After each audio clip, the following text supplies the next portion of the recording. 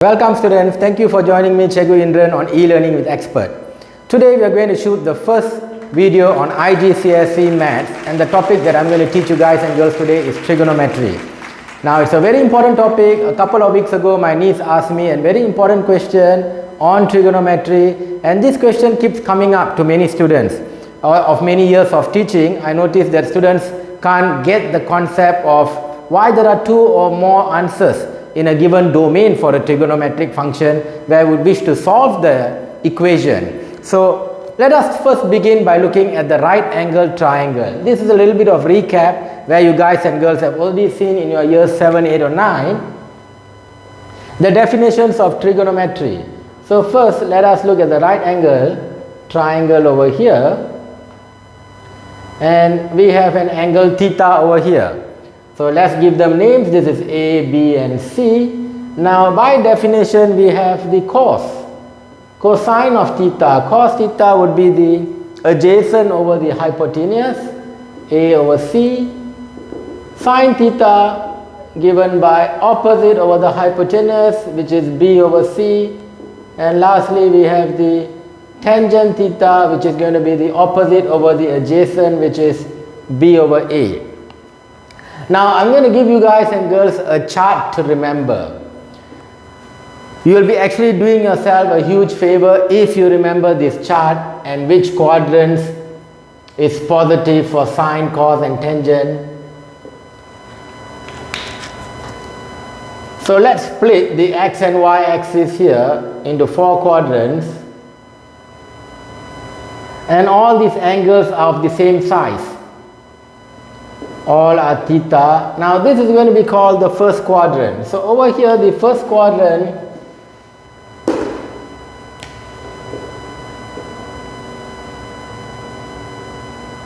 and all are positive. That means when I say all are positive means the sine, cos and tangent functions are positive in the first quadrant over here, and we have the basic acute angle equals to theta. Moving on to the second quadrant over here,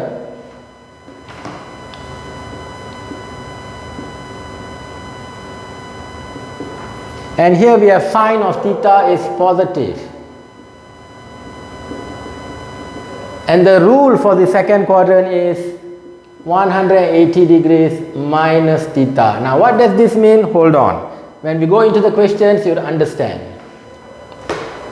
And then we have the third quadrant,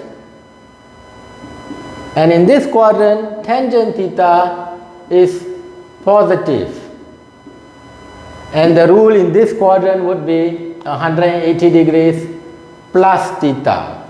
And finally we move on to the fourth quadrant over here. Cos theta is positive over here. So when I say cos theta is positive, meaning the sine and the tangent has to be negative here, and the rule in this quadrant is 360 degrees minus theta. Now before moving further, I would just like to take some time to explain to you, like, why is it sine theta only positive here? Why is every trigonometric ratio positive in the first quadrant? So if I draw a small quadrant over here, and let's give coordinates here, random coordinates. Let's say we call this as A and this height here has B.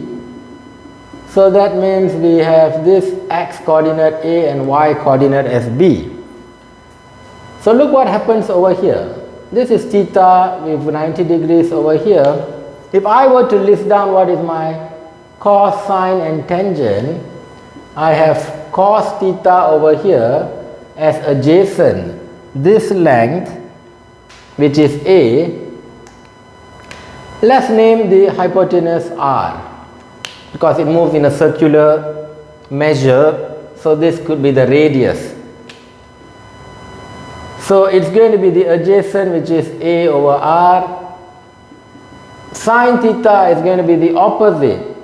This height here would be B, and your hypotenuse would be R, and finally we have tangent theta, which is the opposite here, which is B divided by the adjacent, and this is called A.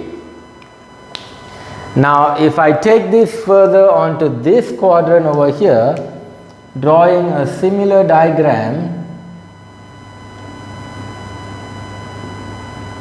so we have the same angle, but this is A. Moving to the left, this would be negative A.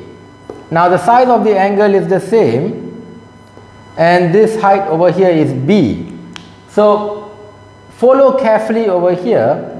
If I am looking at cosine of theta, I have this length from O to minus A. So it's going to be minus A, and the length of the hypotenuse is still the same, R. So notice here, cos is negative. What happens with sine theta? Sine theta is going to be the opposite, which is this length, but this is above the x-axis, so it's going to be a positive B, and hypotenuse is R. And tangent theta is going to be the opposite, which is this length B, and my adjacent is negative A. So you see, guys and girls, I mentioned over here sine theta is positive. Only sine is positive in this quadrant. The cos has a negative sign, the tangent has a negative sign. So in the same way we can show why tangent is positive here and why cos is positive here. So let's move on now to a basic example just to get into the calculations. We have a right angle triangle over here. This is 3, and let's say we have got 60 degrees over here. We want to find x. So remember trigonometry, we got sine, we got cos, we got tangent. I know my adjacent and I want to find my hypotenuse. So adjacent and hypotenuse is going to be cos. So we have over here cos of 60 degrees equals to 3 divided by x.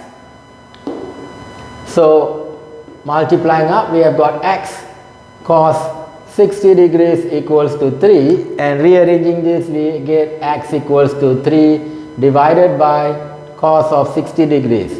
Now if you press cos of 60 degrees into your calculator, you would get half. So 3 divided by half is 6. Therefore we have x equals to 6.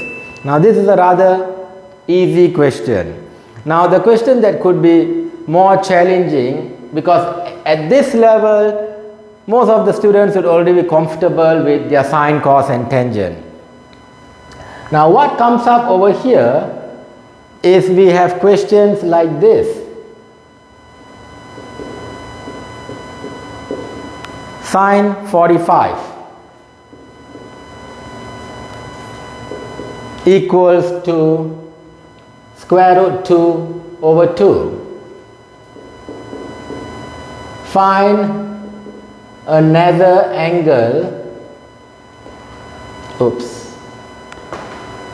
find another angle in 0x 360 degrees for the same answer.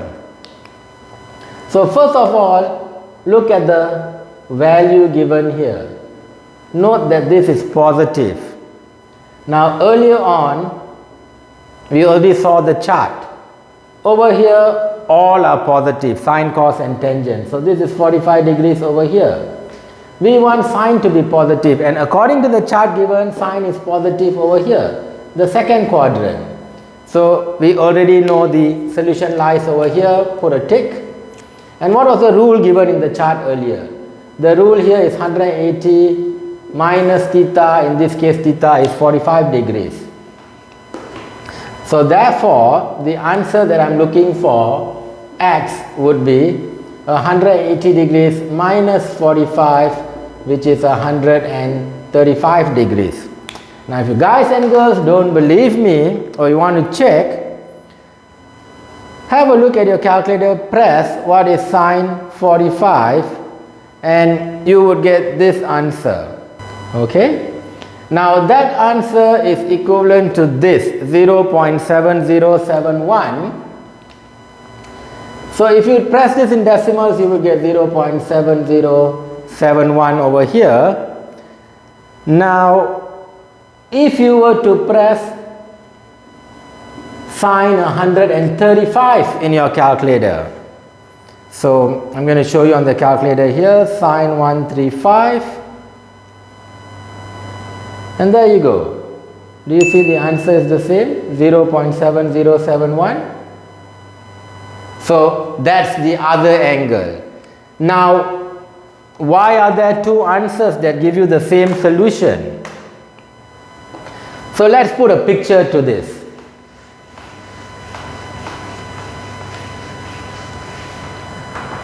First of all, let's look at the trigonometric graph, the sine graph over here. A sine graph over here starts at a standard y equals to sine x graph starts at 0, amplitude 1, and comes back to 360. So the highest point over here is 1, and the lowest point would be -1, 90 degrees, 180 degrees, 270 degrees, and ending at 360 degrees for one complete cycle. So this is the graph of y equals to sine of x. Now I have 0.7071 or root 2 over 2. So since it's positive, it's lying somewhere here. So this is square root 2 over 2. Now if I were to draw a horizontal line, see, from root 2 over 2, I'm drawing a line across to cut this graph. How many places does it cut the graph? It cuts the graph at 2 places. So the first answer over here is this guy. This is the 45 degrees. And the second answer that it cuts the graph is what we found over here, the 135 degrees.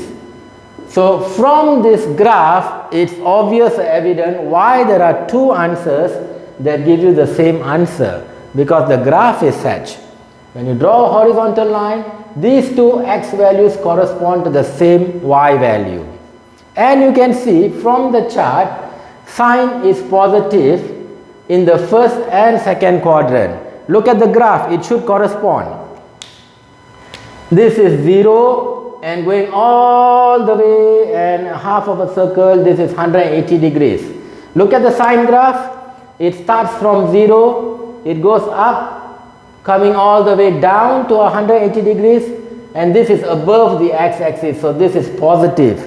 Anything after 180 degrees, sine starts to become negative. So the graph also agrees to why sine is positive in the first and second quadrant. So let's move on to another function, another trigonometric function. For example, cos of x, or rather let's change this a little bit. Let's make it cos 2x equals to -half, and we want to solve for x between 0, x and 360 degrees, which is one full cycle over here for the basic cos function. So there are a few things to note over here. When a cos is brought over to the other side, the function, it becomes cos inverse, and this is a -half. But make a note here, in your calculator, so in calculator, you got to press this. Do not press the negative, press cos inverse half. Now when you press cos inverse of half, you would get 60 degrees. Let me show you this. So cos inverse of half, you see that 60 degrees. So that's what you want to get over here. Now we press cos inverse half to obtain the basic acute angle.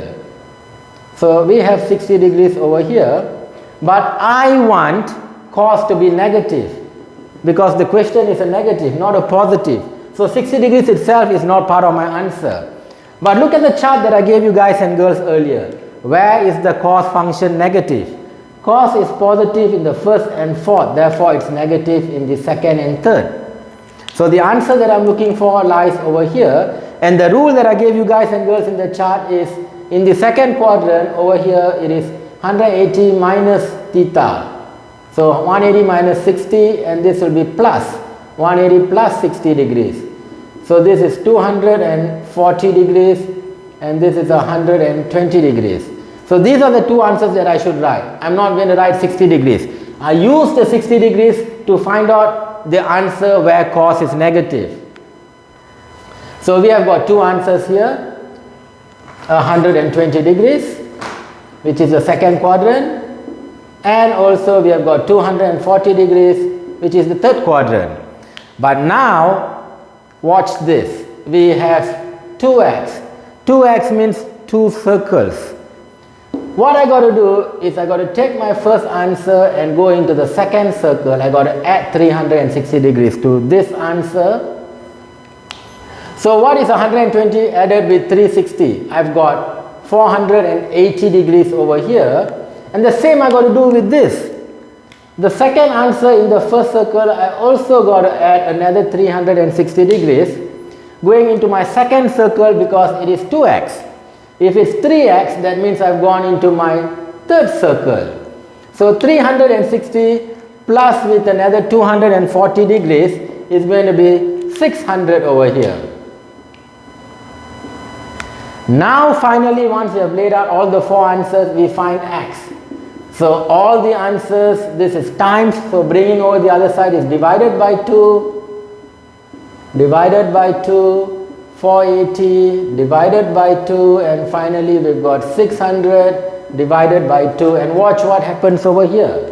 We have got 60, we have got 120, we have got a 240, and ending with 300, and all our answers over here are between 0 and 360. I'm still within the range. So remember, 2x means two circles.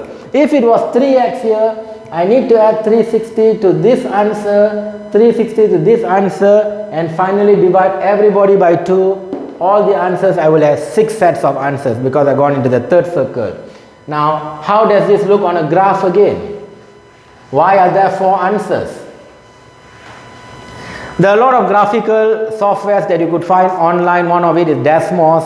So if you just go to Desmos and press how a cos 2x graph looks like,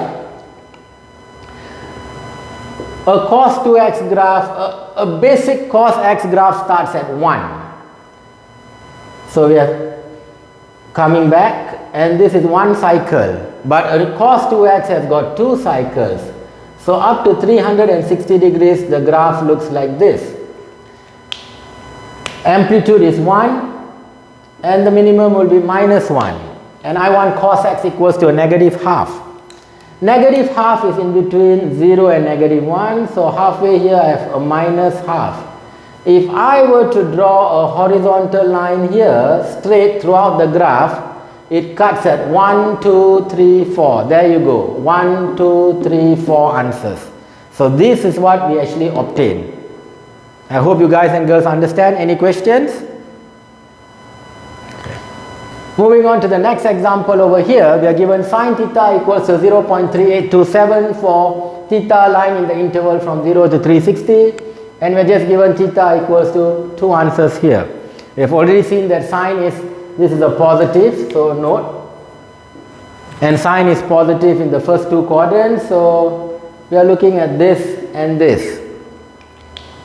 First we got to find what my theta is, and that is done easily by just the inverse trigonometric function, where sine inverse 0.3827. Now if you tap this into the calculator, and you're going to get this as the answer, 22.5. So we got the basic acute angle over here, 22.5 degrees. So my basic acute angle is 25 degrees, and the second answer would be 180 minus the answer in the first quadrant.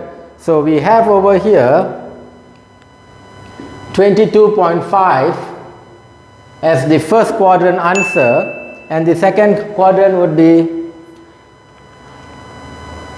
1 Any questions? 157.5 degrees. And again, if you look at the graph over here, this is sine graph, amplitude, highest point is 1, we have got 0.3827, so it's between 0 and 1. The horizontal line first time cuts at 22.5, that's what our solution means graphically, and the second time is at 157.5 degrees, just before the 180 turn over here, where it starts to become negative. Any questions? Do you guys and girls understand? Okay, good. Let's say we are given a question on a graph like this, and the graph is labeled, there's a name to this, y equals to tangent x. There's a line drawn and there's an angle here given as A. And there's another unknown angle here Q, and the question says find Q in terms of A. First of all, guys and girls, recap. Since the graph is already labeled as y equals to tangent x, you guys should know that the first dotted line over here is going to be 90 degrees, cuts at 180 degrees. The second set of dotted line here is going to be 270 degrees and ending at 360 degrees. That's how a tangent graph works like. Look at the chart I gave you guys and girls in the beginning. This A is between 0 to 90. 0 to 90 is in the first quadrant. That means they have given us an angle A over here. And it's above the x-axis, that means it's positive. From the chart, where is tangent positive? Tangent is positive in the first, of course all are positive in the first and the third. So we are looking for this angle over here.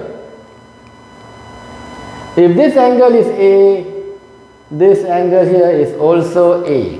So to reach here, or the rule in the third quadrant is, I go right up to here, which is 180 degrees, and then I come down further by an A, so this is 180 degrees plus A. Therefore the answer is Q equals to 180 degrees plus by A. Any questions on this? Okay, good. Let's move on to the next graph then. Lastly, let's look at some general graphs and how the coefficients change the pattern or the shape of the graph. Let's look at the basic standard graph of a y equals to sine x graph. Sine x starts at 0, going up to 1, coming down to -1 and coming back to 0, one full cycle. So here we have y equals to sine of x. The peak here is 1, -1, 90 degrees, 180 degrees, 270 degrees, right up to 360 degrees. Let's say I want to see what a y equals to sine 3 or 3 sine x graph looks like. Y equals to, there's a 3 in front of the sine x. The shape is going to be pretty much the same over here. The only thing the 3 affects over here is the amplitude. So instead of going from 1 to -1, the graph now follows the 3 in front here. The highest point is 3 and the lowest point is -3. But this remains as 90, 180, 270 degrees and ending one cycle still at 360 degrees. So that's what the 3 does to the graph. Let's change it a little bit.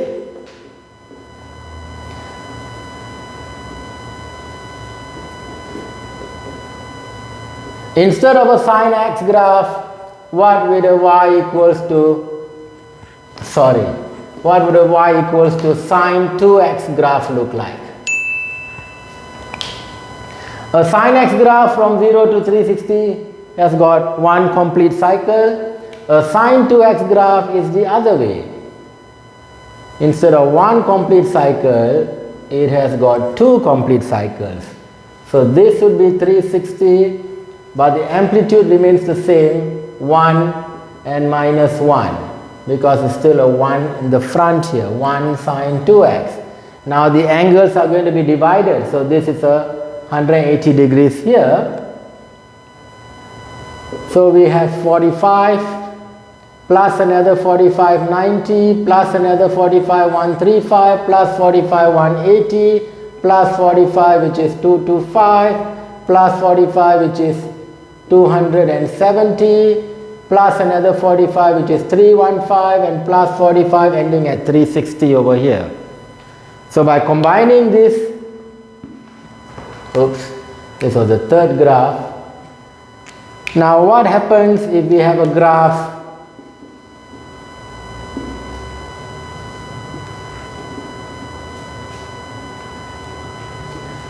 y equals to 2 sine 3 of x. There's a 2 in front here. So the 2, as you can see, affects the amplitude. If there's a 3, it's 3 and minus 3. So the moment you see the 2 here, this affects the amplitude, will be up to 2 and minus 2. And this 3 over here shows you how many complete cycles there are. So since it's 3x, there are 3 complete cycles. So this graph here is going to look like from 0 going up to 2, coming down to minus 2, 1 cycle. Again 2 cycle, and finally at the third cycle I end at 360 degrees. The highest point here is 2, the lowest point here is minus 2. And you guys divide and you should be able to fill up what are these points in between here.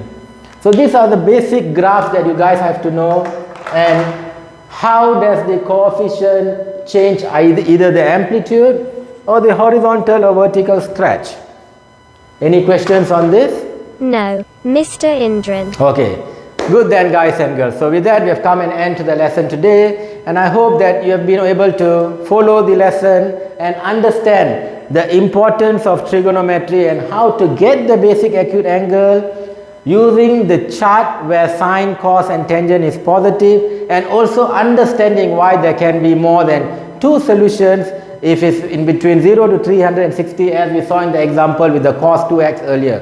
Why there were 4 answers, I've showed you guys from the graph. Please revise a little bit on this and try out more questions on your own. And I hope to see you guys and girls soon in the next upcoming video for IGCSE Maths.